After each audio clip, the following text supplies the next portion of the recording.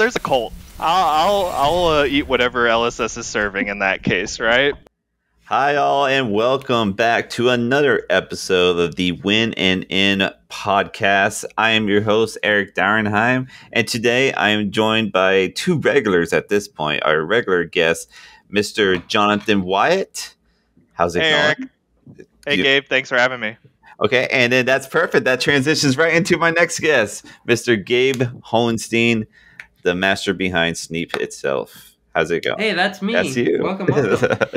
How you guys? Okay, so how you guys feeling after seeing some battle hardens Columbus go down, and now we're getting into the first week of nationals, and we just got through with Australia nationals. There's a ton of nationals that happened this week, though. There's like Austria, Vietnam, Malaysia, all over the place. Has anything really stuck out to you? I'll start with you, Jonathan. Oldhim. Sing a lot of the old man, you know. Time to respect your elders. Yeah, he's hella prevalent right now. He's been winning. He took the Battle Harden in Columbus. He took Australia Nationals. But he took the French Nationals. Yeah, we're seeing a surge in Oldhim players, and the hero is definitely becoming one of the most played heroes alongside Briar, it looks like. Yeah, Tales of Aria has taken over like hugely. Poor Lexi. Oh God. Rip. But Don't tell Yuki. Yeah. Well, even Yuki's off Lexi. Oh God, it's tragic now. Yeah. What are you saying, when Jonathan? the mains get off of it. I mean, so I think one of the really interesting things about like this time period right now is that there are a lot of events, like you mentioned. So really happy to be able to kind of watch that and kind of look at the data, because the data doesn't necessarily come freely in the flesh and blood space. Sometimes you do have to do a little bit of homework, and this is where you can separate yourself from the rest of the crowd if you're willing to go through the effort. Yeah, definitely. Yeah, because you're getting a ton of results, and it's kind of exciting. I think this is probably throughout these next 3 or 4 weeks, we're going to see more deck lists added on the Fab TCG site than ever before. And that's fun. I like that part. What do you think on this week's of Nationals, Gabe? Has anything stuck out to you? I mean, definitely like Jonathan saying, the old guy whomping people with a hammer.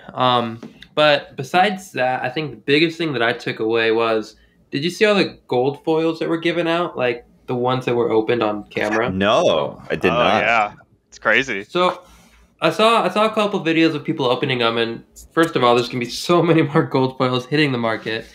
But second of all, like the winners' gold foils weren't that exciting. Like I haven't seen like one like jaw-dropping gold foil. Oh, Like I saw a ghostly touch. I was like, gross. No offense to them. I mean, it's better than what I could ever get. I saw a sleepy girl.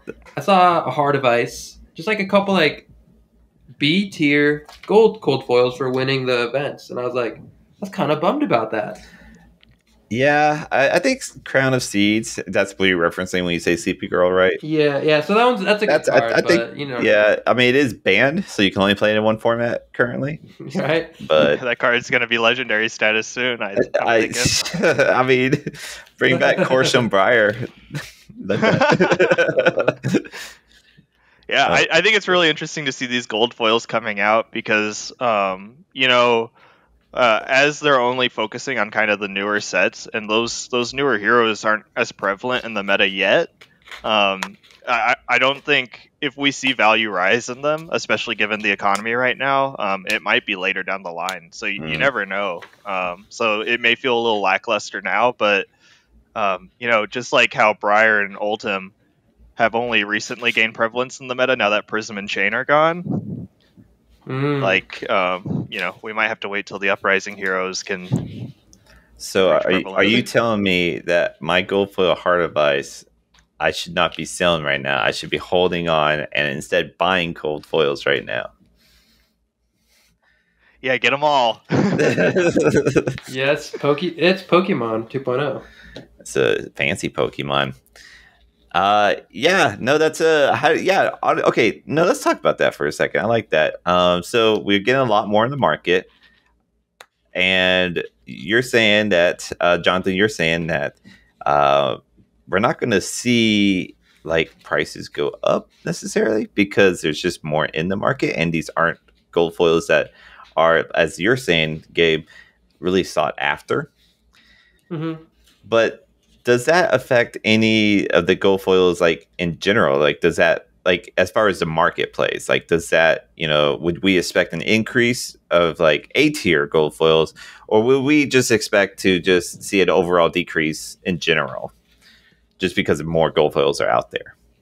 Man, that is the question of the day. I mean, like realistically, I think there are a couple factors that are involved here, and some of them being that you have older gold foils, right? So therefore, there may be more exclusivity to those elder gold foils, as well as if the hero becomes living legend, the gold foil value might actually decrease somewhat, depending on when that hero hit living legend, and if they aren't coming back anytime soon, at least until that new format, the living legend format, comes out.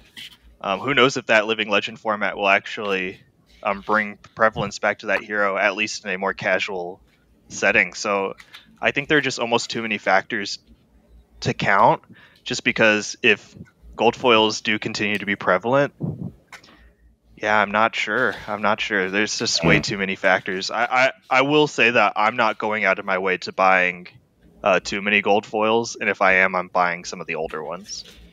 Yeah, no, to put on that point, everyone knows off investments and all that jazz, correct? I'd imagine, at least at this point. Yeah. Oh yeah.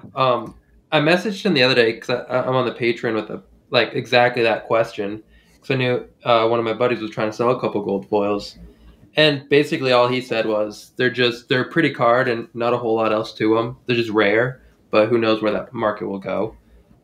He's like, personally, I wouldn't own them just because of the high price, and he'd rather just have sealed boxes or other things than putting the money into the gold foils.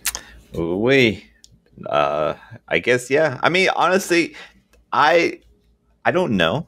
Obviously, I'm not James White. I'm not a employee of LSS, but I gotta imagine the whole point of gold foils wasn't necessarily to like give about this like lucrative item as far as like monetary wise, because you also win money, right? I'm pretty sure the gold foil was supposed to be more of an ornamental card that you use as bragging rights, not so much as a card that you sell. I'm pretty sure that was the design that LSS was going for. But obviously, with that rarity, it does have a market value. But this might be going more like when we're seeing more gold foils come out, this might be hitting more of what LSS or James White intended. That's a good point. I feel really smart with that point. For sure. I definitely think that it really. I like to see people bling out their decks. So if you have gold foils, I really put a little bit more respect on that, to be honest. And yeah, I just like to see other players playing with something that either they've earned. Now, necessarily, if you go hardcore on the gold foil side and do too much of it, I think it may be a little much, but I do think they're a nice little ad to have. I don't think they're necessarily the greatest investment for value. Gotcha. And I think that's fair to say. Now, you mentioned the LL system, and I'm just going to use that as a transition to our next topic here, with the Living Legend system being updated this past few days.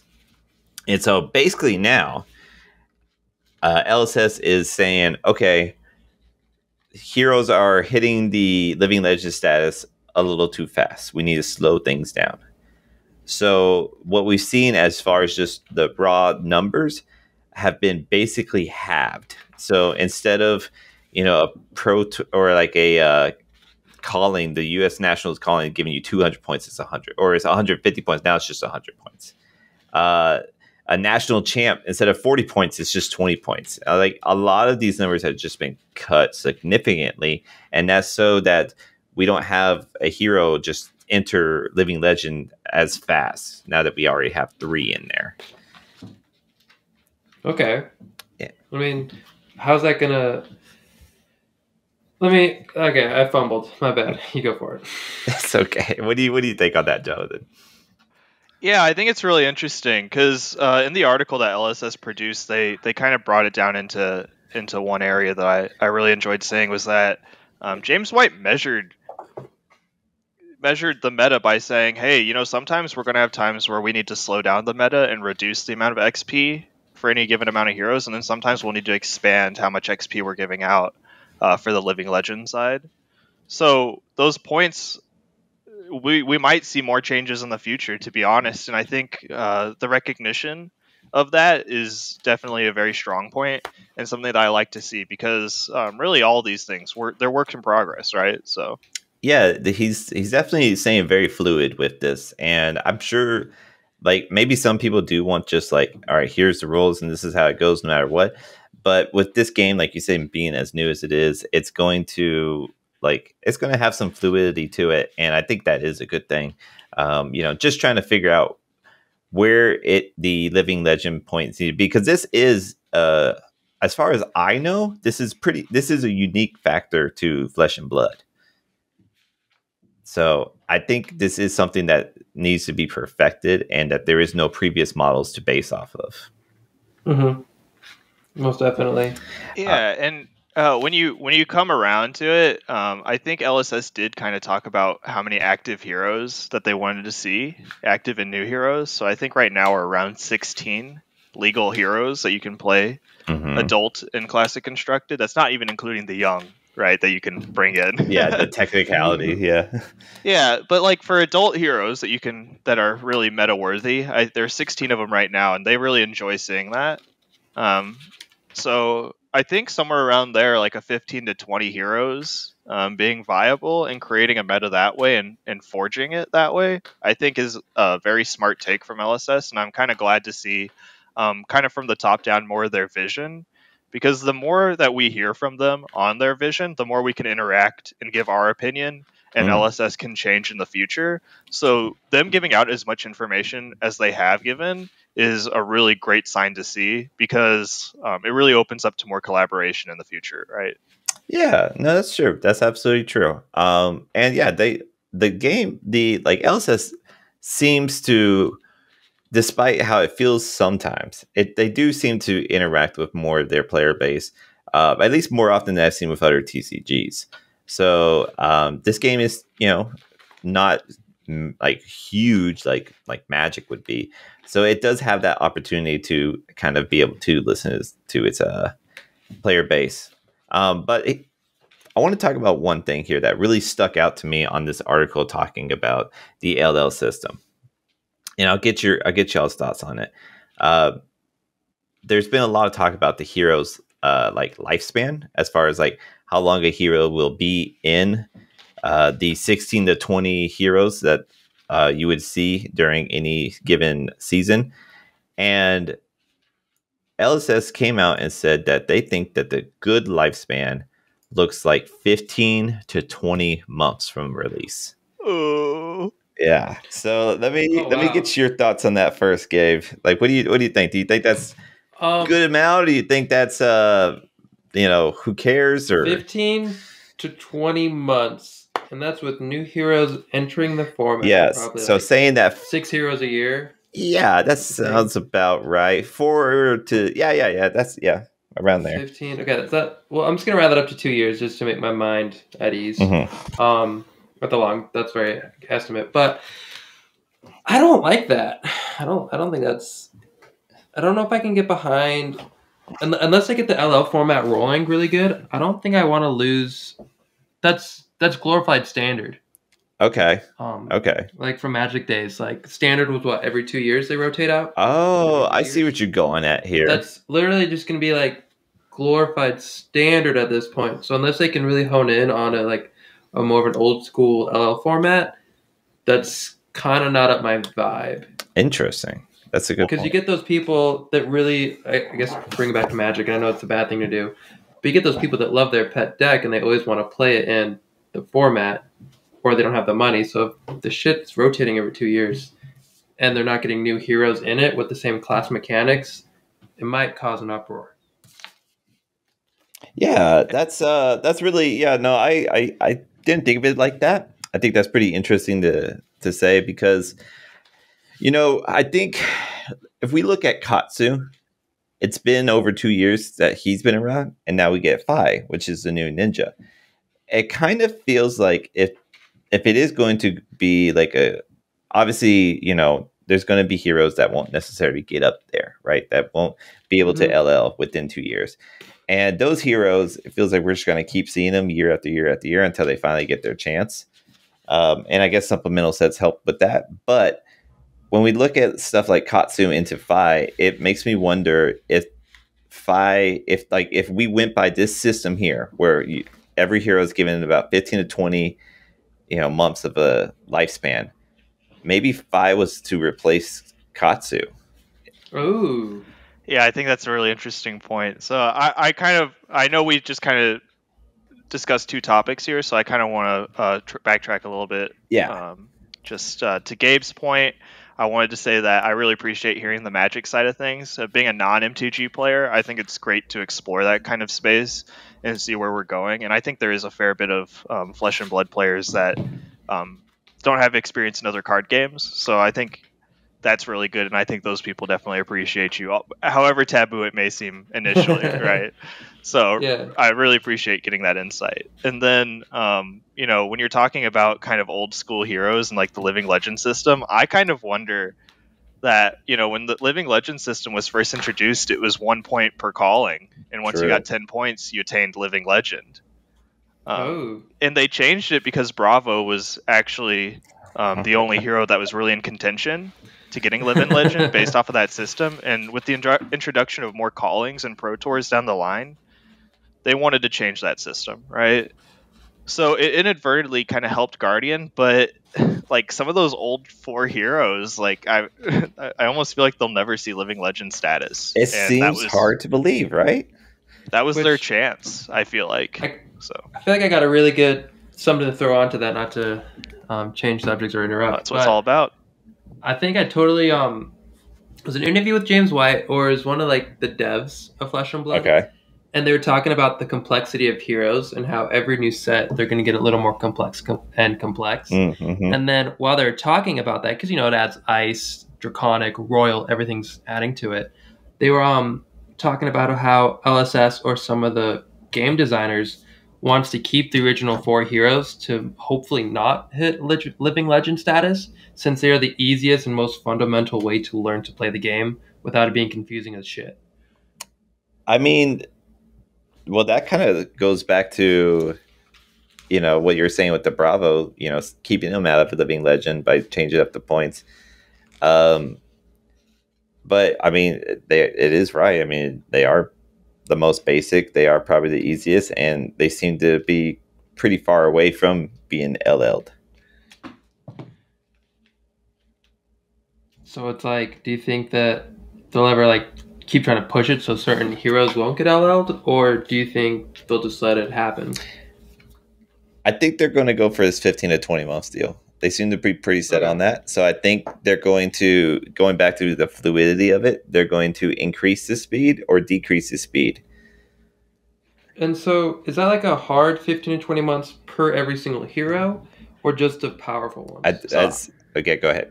That's a really good point that you bring up here, right? The 15 to 20. I looking at it at face value, I think it is quite a bit high, but I also want to look back at more of the recency bias that we've had and the heroes that are in Living Legend and how powerful they were to the game. Mm-hmm. Honestly, overpowered, right? I think be the best. Them stayed around too long. Yeah, right. So it really comes down to future balancing at the end of the day, and how much they'll give weight into that, and the ban and suspended announcements, how much they're on top of that. And that will really kind of help define that 15 months of being oppressive, right? Or more fair, right? So, and from what I've seen from LSS, it does look like they're taking more of a Kaizen approach to their system, Living Legend and banned and suspended. So I think in the future we can see more from this, but yeah, looking at it right now and given more of the recent heroes, I am a little concerned, just at face value. But overall, I think there is a lot of improvement that can come down. In 15, yeah, I would prefer closer from like 8 to 20 months. I'd prefer a wider net on that, because like sometimes I don't want a hero around for more than a year if they're super oppressive. But if they can balance it, then that's not an issue, right? That's true. That is true. Yeah, and I think we covered it, guys. I think and James White listens to this podcast, so he's going to take his notes. And I've been told that. Yep, Yes. yep. He's actually one of the top 10 listeners that we have. So, I want to do something, Jonathan, because there's a reason why we keep having you back on, and it's because it's almost like a segment now. But I want to put the tinfoil hat on, because you have a very interesting theory when it comes to this LL system, and I really want to hear it again. Oh man, yeah, everyone get out the tinfoil, get out your aluminum. All right. All right. So one of the biggest things that I've kind of noticed from the Living Legend system is that they've changed it twice now, right?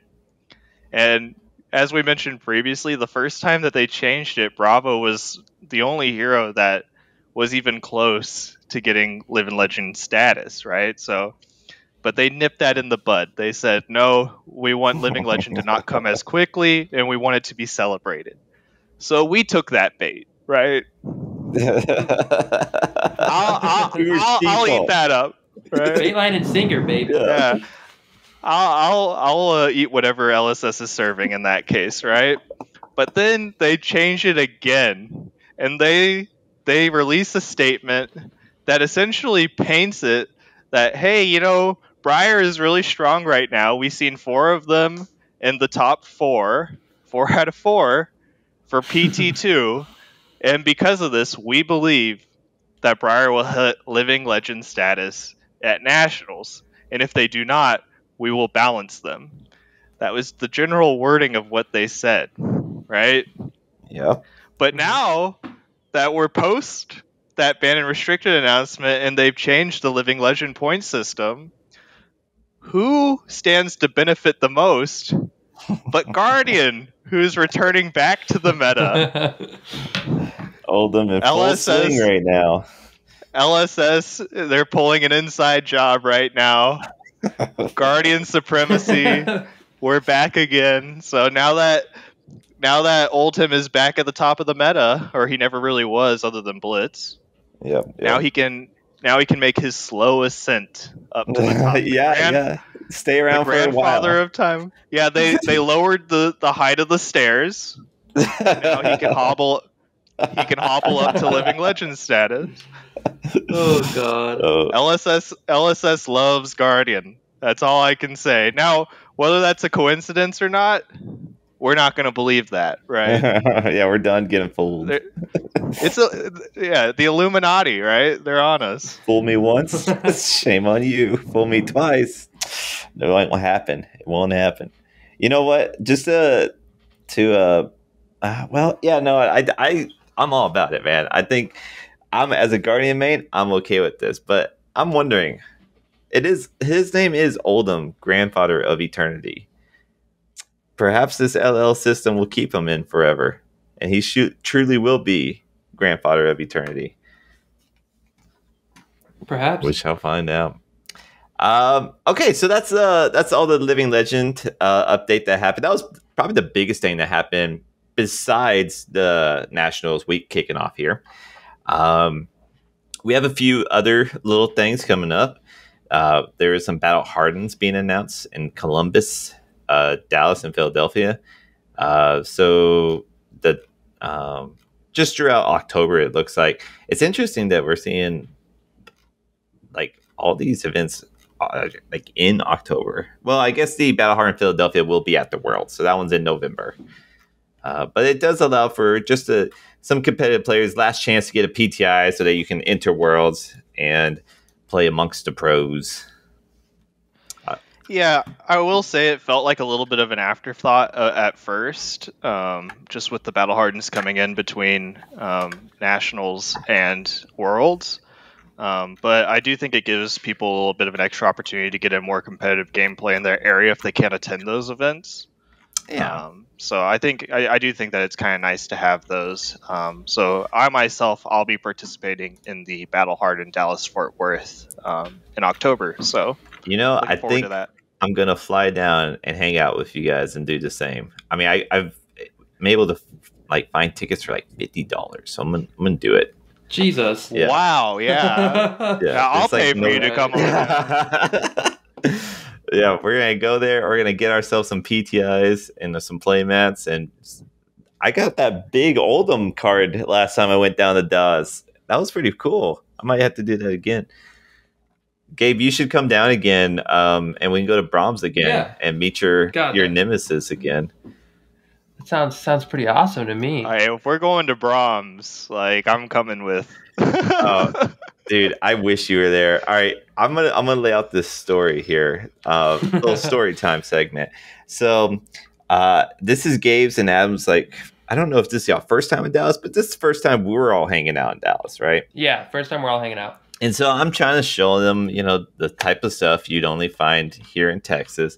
And Braums is one of those things. I think you can find Braums other places, but it's definitely a Texas restaurant. And I love Braums. The ice cream is good, and the burgers are good. Like, it's actually a good fucking restaurant. But we stand, because this is one of the busiest Braums, I swear. And we stand in line, I shit you not, for like an hour. Easily. But we're having a good time. It's me, Gabe, Adam. We're all just talking and bullshitting, so it's all good. But in this whole hour, when we finally get to the front, what happens, Gabe? I'll let you take over from here. Oh God, yeah. Let me jump in. Let me be captain here. Let me first reiterate while we're in line. So me and Adam and Eric walk inside. We see each to the very end of the door. We're like, we can wait in line. It's not going to be that bad. And then Eric's like, no, let's just go wait in the car. And me and Adam like, what do you mean wait in the car? Then wait for the line to get smaller? No, we're going to stay in line. Then Eric like puts his hands together and like huffs at us. And we're like, all right, well, we don't get it. Whatever. And so I got to read it at that point. That tracks back to it. Do you understand what I'm saying when I say that, Jonathan? I was going to explain at the end of it, but yeah, we can get. I just want to know if Jonathan knows what I'm saying when I say let's go wait in the car. Yeah, it's that's a tricky. The lines at Braums, there's a cult. There is a cult. I think you're right. That's not even a tinfoil hat prediction right there. That's just truth. Dude, it sounds like you went in on rush hour on Sunday ice cream. Dude, I think that's literally what it was. It was horrible. All right, go ahead. So I get to the counter, and I'm a little fuzzy. I don't remember exactly what happened because it took me a minute to recall this story when Eric's talking about it. And it's this kid. He's like 11, 12, 13 years old. I mean, like, this kid's a whippersnapper. Maybe 14. He's probably 14 because of, like, working ages or whatever. But he's a kid. And we've had an hour and a half to decide what we wanted to order. But in that hour and a half, I did not look at that menu once. I did not even think about it. I'm like, I got time. I'll look at it when I get there. No, I don't even get there until I don't look till I get there. And so the dude's like, hey, what do you want? I'm like, oh, shit, what do I want? Like one of those. And so I'm looking at it, and I'm getting confused. And so I order like this Reese's Peanut Butter Cup frozen blizzard thing. And he's like, no, we can't do that. I'm like, then I list like another flavor. I was trying to like make two different ice creams into one ice cream, and he was like not having it. Eric, you can jump in and help because I'm a little. Yeah, no. Basically, what happened was you were just like he said no to your first one, and each time you were trying to give out another one that was like you were compromising each time. You're like, all right, well, can I just get ice cream with like Reese's thrown in? And he was like, what? And you're like, all right, can I just get ice cream? And you're like, huh? And it's just like you could at the end you got like something completely different than what you even wanted at the end. I remember, yeah. So I'm like, I try to get that blizzard thing with Reese's. He says no, and then I'm like, all right, well, let's just get like the topping of Reese's. He's like, no. I'm like, all right, how about just the vanilla ice cream, whatever. He's like confused, and he starts like pointing at the ice creams. He's like, this one? I'm like, yeah, sure, I don't give a fuck. Like, give me that one. I'm over it. I'm pissed at this point. Like, I'm just like, I don't even want to be there. I'm embarrassed. He's like, that one? I'm like, yeah, that sounds great. Then it points at this other one. He's like, that one too? I'm like, yeah, fuck me up. I don't care. And then like he tells me what it is. First of all, I'm allergic to it. So, but I'm at this point, I'm like, I don't care. It was like some banana pie or whatever, but I can't have gluten. So I'm like, guess I'm gonna die tonight, but I'm not gonna say no. And so he puts it in the thing, and I'm just like, all right, well, don't want any of this, but great. And then So we basically waited an hour and a half. It was horrible to like not even get what you wanted. And that Eric didn't even pay for his ice cream. He walked out without paying. I forgot about that. Oh, why are you exposed to me right now? I'm fired up now. Yeah. I'm livid. Eric never pays. No. And then to make that kid even better, this kid was horrible at his job. I hope he's fired. Jesus. I'm saying it. So when he gives Adam gets like a milkshake. And there's literally milkshake dripping down the fucking cup. This kid looks at it. 14. And like he like looks at it and he's like pinching it with his fingers so he doesn't have to touch the dripping ice cream.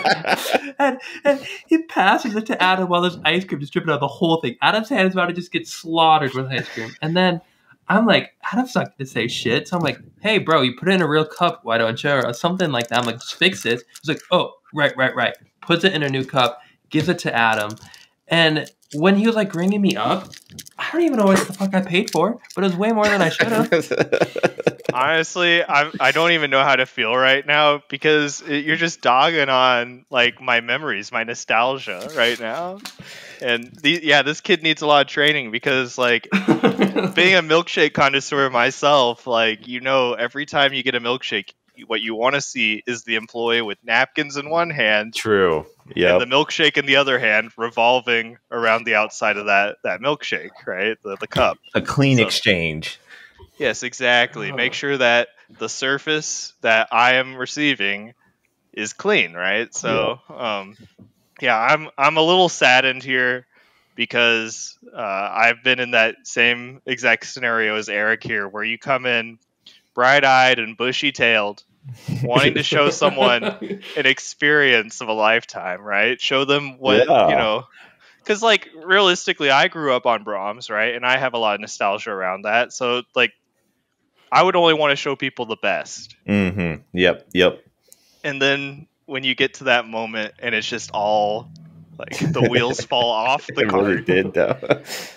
Oh, man, I can feel to be fair, I probably like loosened all those lug nuts. Like I'm a big part of why the wheels fall off. Yeah. I'll take a lot of blame on that. No, but Braums does need a little bit of work, I'll be honest. I think for me, I would kind of define them as like the Chick-fil-A before Chick-fil-A was a thing. I think that's fair. Yeah. Because they kind of had that cultish following. They're only present in the 5 lower states in the US here. So it's really a southern thing. And it's a grocery store. Before Chick-fil-A popped off. Selling milk. I was so confused. Yeah, I mean, like, as far as, like, cult level following, I feel like, as far as fast food goes, Braums is a place. You can't get better crinkle cut French fries, I'll tell you that. True. Absolutely. Absolutely. All right. So that was our little Braums story. So you want to come to Dallas and do it again, Gabe? Yeah, I was just looking at plane tickets. I found one for $250. It's so expensive to fly out where you're from. As long as I get to hang out with your very beautiful grandmother again, I will be there. Dude, yeah, we will all be there. Hell yeah. Let's go. Yeah, so since we'll all be there, if any of our listeners can leave a comment in the comment section saying that they've listened this far to the Braums segment, we'll give a free invite to I love this. Lucky follower to have dinner with us. This is why you're a guest. Damn, that's good. Oh, man, I'm bright-eyed and bushy-tailed now. We're going to go to Braums. We're going to add to the cult. Let's go. Let's go. Hell yeah. Oh, man. I like that's that. Good. Genuinely, though. Good stuff. Like, if they comment, they get there, they're the first one, Sneep will buy their dinner as long as they're not greedy and get a lot of food. Nah, you still gotta do it, man. They're gonna grab a gallon of milk too, because you can't. Yeah, I'm gonna get the milk and they're gonna make the meal. I'm pretty sure Braums does sell meat. My grandparents still shop for groceries at Braums. Let's go. Let's go. It's so bad. Oh, no. Oh shit. All right, dude. You know what? Is there I feel like ending on Braums might be the best thing to do here, unless there's something else we missed. I don't know. That's just pretty sweet treat. All right. Yeah, we gave him some dessert to finish on. Yeah, I love dessert. I love it. All right. Well, cool. I'm gonna go ahead and sign us out then. Thanks so much, guys, for listening. We really do appreciate. We are growing slowly but surely in listeners, and we definitely appreciate you guys taking the time and listening to us bullshit around. And we hope to see you next week as well. But in the meantime, if you're on that competitive grind, getting ready for your nationals, good luck. I hope you know how to play against Oldham and Briar. But if you're just playing for fun, dude, what time better than now? But yeah, until next time, guys, thanks for listening. And thanks for coming on, Mr. Jonathan and Mr. Gabe.